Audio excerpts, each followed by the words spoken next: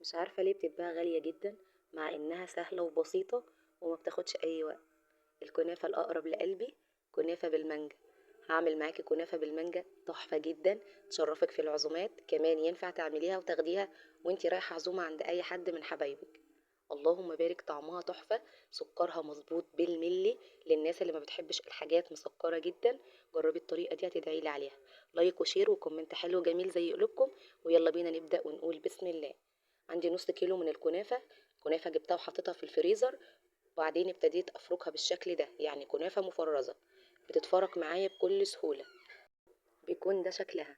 نزلت عليها بمعلقتين كبار من السكر البودر وقلبتهم مع بعض بالشكل ده. عندي كوباية الا ربع من السمنة، قلبتها مع الكنافة. ومهم ان احنا نتأكد ان الكنافة اتغلفت بالسمنة كويس جدا. جبت عندي صينية وابتديت انزل بالكنافة وهدخلها عندي الفرن تحت الشواية تتحمر، ومن وقت للتاني هقلبها. عندي دي المانجا اللي كنت مفرزاها معاكم، بقطعها وهي مجمدة كده عشان تتقطع معايا بكل سهولة. بحطها في مصفى تصفي ميتها، وده شكل الكنافة.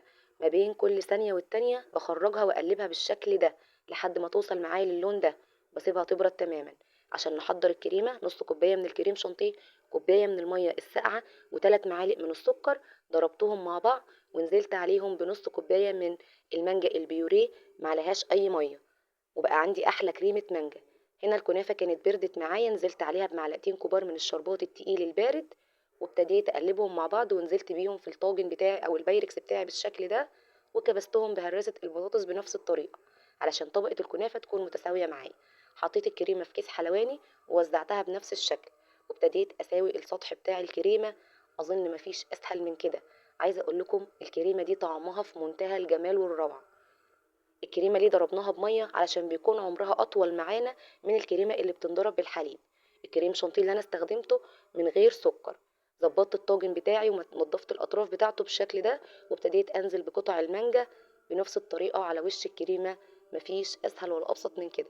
حط لايك بقى يا ست الكل وشجعيني.